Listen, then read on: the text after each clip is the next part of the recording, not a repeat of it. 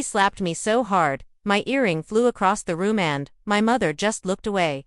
My father quietly sipped his tea like nothing happened. I stood there, shaking, the side of my face burning, heart pounding louder than ever before.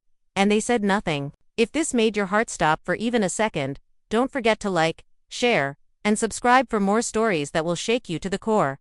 Let's dive deeper into what happened next. I was standing in my parents' living room, the same room where I had spent countless childhood birthdays, laughed through exam failures, and sat on the floor watching cartoons with my younger sister. But now, it felt like enemy territory. My husband, Daniel, had driven us there for a casual Sunday lunch, or so I thought. But things turned cold the moment we arrived. He was already irritated, snapping at me in the car over some forgotten charger. And once we stepped inside, that quiet tension turned into full-blown rage. He got angry over the way I spoke to my father. "You talk too much," he hissed. I tried to explain it was just a joke, but he didn't care. One word led to another, and before I could step back, his palm hit my face, hard. The sound echoed. Everything went silent. For a moment, even my thoughts froze. I looked at my mom, then Dad, expecting horror, anger, something, but instead, my mom walked into the kitchen. My dad cleared his throat and picked up the newspaper. And I stood there like a fool. I couldn't even cry. My eyes were dry, but my soul felt soaked in betrayal. I knew they didn't love Daniel, but they tolerated him for me. And now I wondered, had they always known he was like this? Was this silence familiar to them? Daniel walked out after the slap, claiming he needed air. I sat on the edge of the sofa, trying to breathe through the lump in my throat. I wasn't sure if I was more broken by his hand or by their silence. Exactly 30 minutes later, the front door creaked open. Daniel walked in with red eyes and trembling hands. And what he did next shocked everyone in the room, including me. He dropped to his knees right in front of me, like he was about to propose. But instead of a ring, he held my wrist tight and whispered, "Please, don't tell them what I've done before.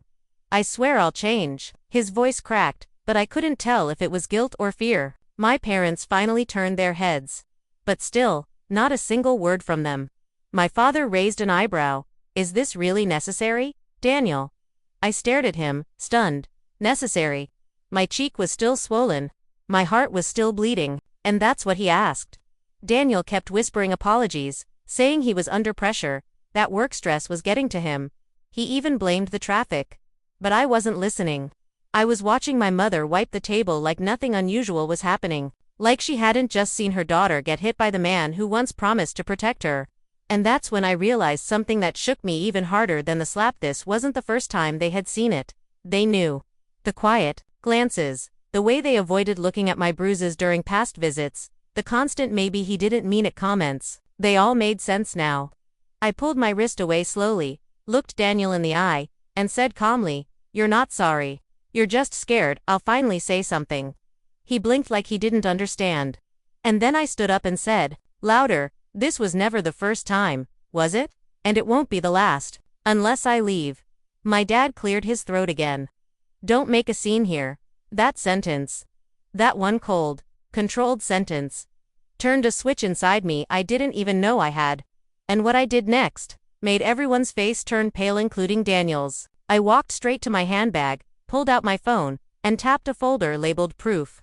I had been collecting voice recordings, photos, and even a few short videos for months. I didn't know why I did it before, but now I knew exactly why. I turned the screen toward them and hit play. Daniel's voice filled the room, angry, cruel, threatening.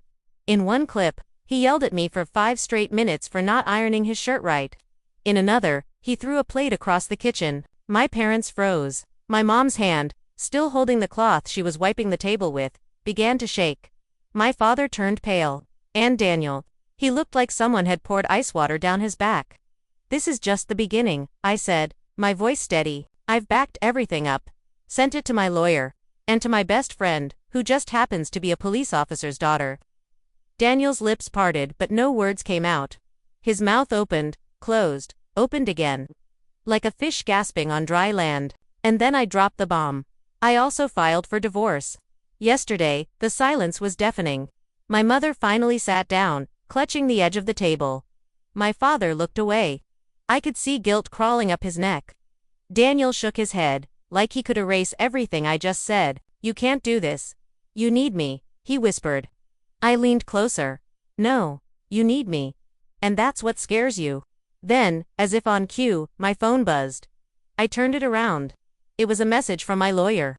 "The restraining order is approved. Police escort will arrive in 10 minutes. And right then, the color drained from Daniel's face. But what none of them knew was that this wasn't just a divorce. It was the start of a destruction they never saw coming. Daniel jumped to his feet, panic in his eyes now turning into desperation. "You're bluffing. You wouldn't destroy your own family like this," he said, his voice louder, shakier. But I didn't even flinch. I had already destroyed the idea of family the moment they chose silence over my safety. My father finally stood up, trying to sound authoritative. "Maelina, you don't solve private matters like this. We can talk this through." I turned to him slowly. "Private matters? He hit me in your house, and you watched. What's left to talk about?" My mother tried to speak next, her voice trembling. "You're overreacting, honey. Marriage has ups and downs." "No, Mom," I interrupted sharply. "A bruise is not a down. It's a boundary." Just then, headlights flashed outside the living room window. A police car. Right on time. Daniel rushed toward me and grabbed my arm again, but this time, I didn't even pull away, because behind him, the front door opened. 2 uniformed officers stepped in. "Ma'am, are you Maelina Grant?" one of them asked. "Yes," I said clearly. "He's the man I filed against." Daniel released my arm instantly, but it was too late. The second officer calmly read him his rights. My mother gasped. My father stepped back, hands in the air. And Daniel. He looked at me with a new kind of fear, the kind that comes when a man realizes he just lost control forever. As they handcuffed him, he screamed, "You'll regret this. I'll ruin you." I walked over, picked up my phone again, and recorded every second. "Go ahead," I said. "Let's see how far that threat takes you in court." And then, as he was escorted out the door, I turned to my parents one last time. "I'll send someone tomorrow to collect my things. Don't call me. Don't message. And don't ever ask me why I didn't tell you sooner. Because you saw. And still did nothing." I walked out without looking back. But what happened after that? That's where the real revenge began. 3 weeks later, my story went viral. It started when my best friend uploaded a short clip of Daniel being arrested, his shouting, the look on his face, the way I stood calm while he was dragged away. The video hit 2 million views in 2 days. People in the comments called me a hero, a symbol of strength, a survivor. And for the first time in years, I didn't feel ashamed. I felt seen. But I wasn't done. While Daniel sat behind bars waiting for his hearing, I launched a women's support platform, Reclaim Her Voice. I had been working on the idea silently for over a year, building it at night while he slept, designing, writing, planning. I even taught myself how to build a website. No one knew. Not even my closest friends. Now, I turned all that hidden effort into power. In just 1 week, the site had over 300,000 visitors. Survivors started emailing me. Donations poured in. Brands reached out. I did my first podcast interview, then my first talk show. People wanted to know my story and I told them everything. That's when the reporters showed up at my parents' house. At first, they stayed quiet. But eventually, my father gave a statement, trying to paint me as an overdramatic girl looking for fame. My mother said I was breaking the family's name. They thought shaming me publicly would ruin me. But it did the opposite. Because the very next day, I received an invitation to speak at the National Women's Summit, and when I walked on that stage in front of thousands, I wasn't just a woman who escaped abuse, I was a boss who rebuilt her life from the ground up. And guess who was sitting in the back row? My mother. Alone, tears in her eyes. She didn't clap, she didn't smile, but she watched. And when I walked off the stage, she tried to approach me.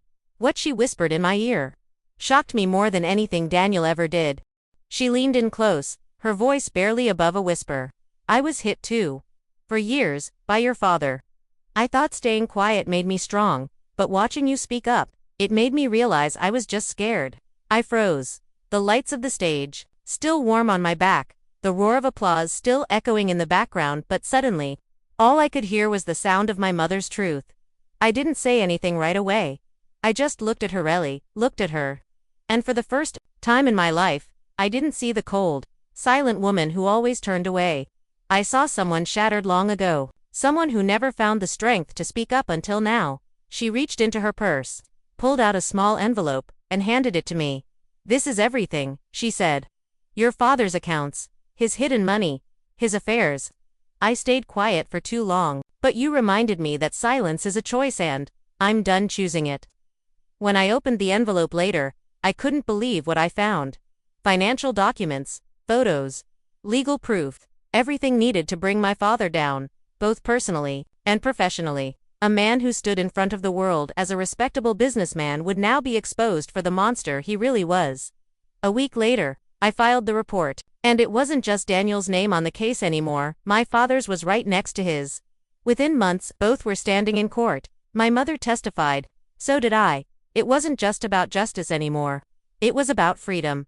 Today I own a company worth $5.2 million, helping women across the globe reclaim their voice. My story is taught in workshops, universities, and women's shelters. I live in a house I bought in full with no man's name on the deed. And sometimes, when I look in the mirror, I don't just see me. I see every woman who stayed silent, and every woman who finally said, enough. If this story gave you chills, hit that subscribe button, leave a comment below, and share this video with someone who needs to hear it. Your support changes lives.